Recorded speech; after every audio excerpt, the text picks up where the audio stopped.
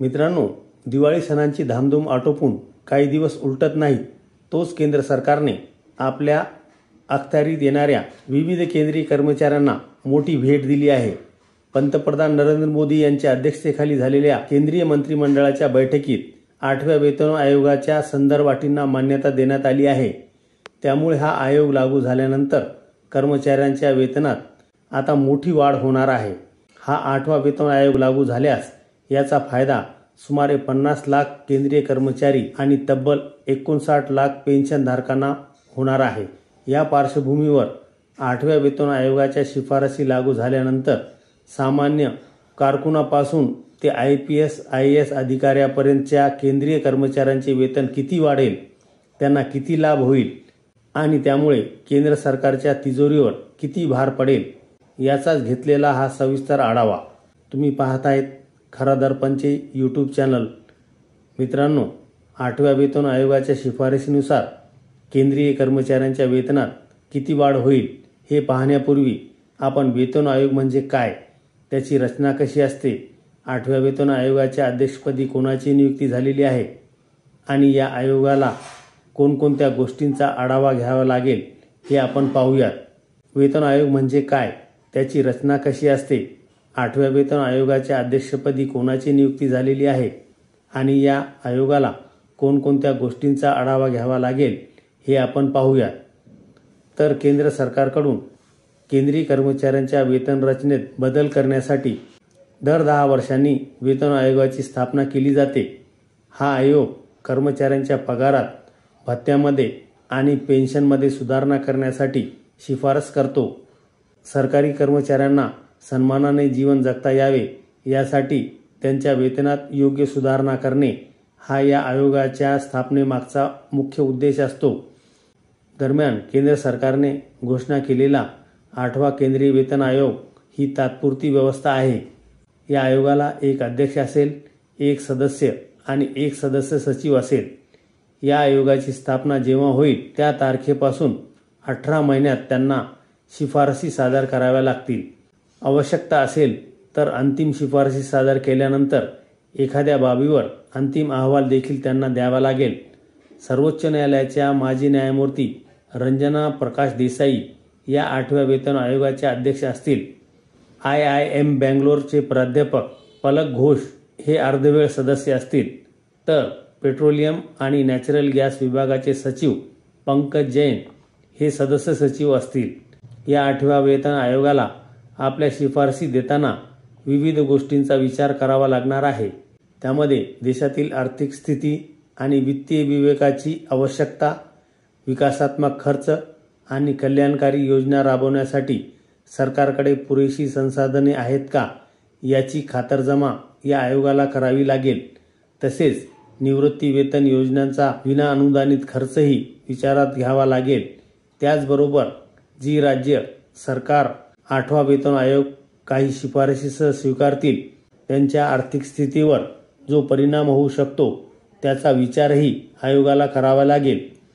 तसेच केंद्र सरकारच्या सार्वजनिक क्षेत्रातील उपक्रम आणि खाजगी क्षेत्रातील कर्मचाऱ्यांसाठी उपलब्ध असलेली सध्याची वेतन रचना, फायदे आणि कामाची परिस्थिती याचा विचारही आयोगाला करावा लागेल।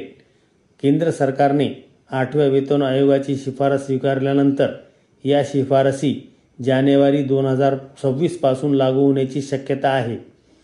या आयोगाच्या शिफारसीनुसार केंद्रीय कर्मचाऱ्यांच्या वेतनात 30 ते 34% वाढ होण्याची शक्यता वर्तवण्यात येत आहे। ही वाढ फिटमेंट फॅक्टर नावाच्या गुणांकावर आधारित असेल। ते 2.86 पर्यंत असू शकतो। सध्या 8व्या वेतन आयोगाच्या शिफारसी आणि अंतिम पगारवाढ निश्चित झालेली नाही, परंतु विविध अंदाजित अहवालानुसार IAS IPS आणि कारकून पदापर्यंतच्या पगारात होणारी संभाव्य वाढ कशी असणार ते आपण पाहू। यामध्ये सुरुवातीला आपण क्लर्क म्हणजेच लिपिकाच्या श्रेणीतील कर्मचाऱ्यांच्या वेतनात किती वाढ होईल ते पाहूयात। 1 ते 5 वेतन श्रेणीतील क्लर्क म्हणजेच लिपिक कारकून यांच्या 7व्या वेतन आयोगानुसार सध्याचे मूळ वेतन हे 18,000 रुपये एवढे आता 8व्या वेतन आयोगानुसार हे वेतन 44,300 रुपये एवढे होऊ शकते, तर लेवल 5 मधील क्लर्कचे वेतन हे 29,200 वरून 71,900 रुपये एवढे होऊ शकते. एकंदरीत क्लर्क आणि तत्सम पदावरील कर्मचाऱ्यांचे मूळ वेतन 18,000 रुपयावरून 44,000 रुपयापर्यंत वाढण्याची शक्यता आहे.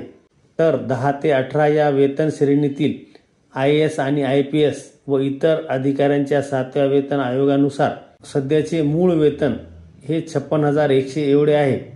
आता 8व्या वेतन आयोगानुसार हे वेतन अंदाजे 1,37,800 रुपये एवढे होऊ शकते. तसेच जिल्हा दंडाधिकारी म्हणजेच जिल्हाधिकारी आणि पोलीस अधीक्षक यांच्यासह 12-13 वेतन श्रेणीतील अधिकाऱ्यांचा 7व्या वेतन आयोगानुसार असलेले सध्याचे वेतन हे 78,800 ते 1,23,100 एवढे आहे. 8व्या वेतन आयोगानुसार हे वेतन अंदाजे 1,93,700 रुपये ते 3,02,200 रुपये एवढे होऊ शकते. सचिव आणि महासंचालक या श्रेणीतील अधिकाऱ्यांचे 7व्या वेतन आयोगानुसार निश्चित वेतन हे 2,25,000 रुपये एवढे आहे. तर हे वेतन 8व्या वेतन आयोगानुसार 5,53,500 रुपये एवढे होणार आहे.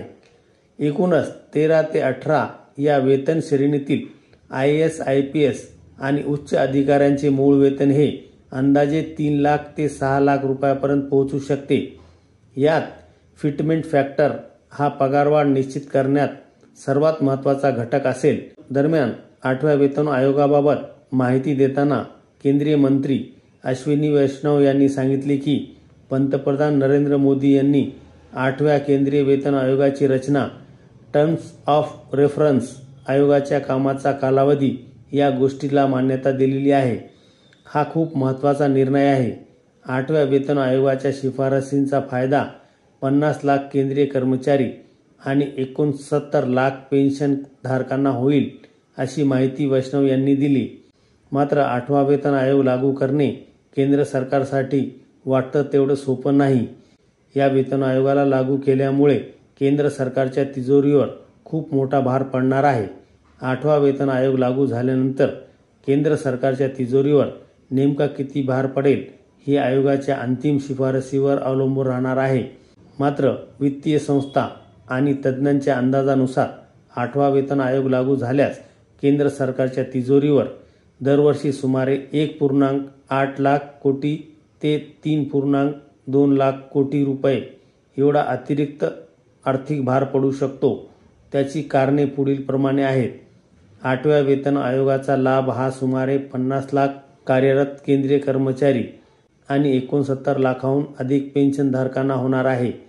या वेतन आयोगामुळे कर्मचाऱ्यांच्या मूळ वेतनात 30 ते 34% वाढ होण्याची शक्यता आहे. ही वाढ फिटमेंट फॅक्टरनुसार ठरते, जो 2.46 ते 2.86 पर्यंत जाण्याची शक्यता आहे. याशिवाय नवीन वेतन आयोग लागू झाल्यानंतर महागाई भत्ता म्हणजेच DA मूळ वेतनात विलीन केला जातो आणि नवीन वेतनावर पुन्हा मोजला जातो. त्यामुळे पडणाऱ्या बोजात अजून वाढ होणार आहे. त्याचबरोबर आयोगाच्या शिफारसी लागू होण्यास विलंब झाल्यास जानेवारी 2026 पासूनची थकबाकी कर्मचाऱ्यांना द्यावी लागेल, ज्यामुळे 1 वर्षात तिजोरीवर मोठा ताण येऊ शकतो. आधीच्या वेतन आयोगाचा अनुभव पाहिल्यास देशात 7वा वेतन आयोग 1 जानेवारी 2016 पासून लागू झाला होता. त्यामुळे केंद्र सरकारच्या तिजोरीवर 2016-17 या आर्थिक वर्षामध्ये 1.2 लाख कोटी रुपयांचा आर्थिक बोजा पडला होता. आता 8वा वेतन आयोग जानेवारी 2026 पासून लागू होण्याची शक्यता आहे. याचा मोठा आर्थिक परिणाम आर्थिक वर्ष 2027-28 मध्ये दिसू शकतो, कारण याच काळात थकबाकीसह पूर्ण वेतन लागू होण्याची शक्यता आहे. आता आधीच मोठ्या प्रमाणात वेतन असलेल्या आणि महागाई भत्त्यासह विविध लाभ घेणाऱ्या केंद्रीय कर्मचाऱ्यांच्या वेतनात एवढ्या मोठ्या प्रमाणात वाढ करणे खरोखरच आवश्यक आहे का? याबाबत तुम्हाला काय वाटतं हे आम्हाला तुम्ही कमेंटच्या माध्यमातून कळवा. हा व्हिडिओ आवडला असेल तर लाईक आणि शेअर करा.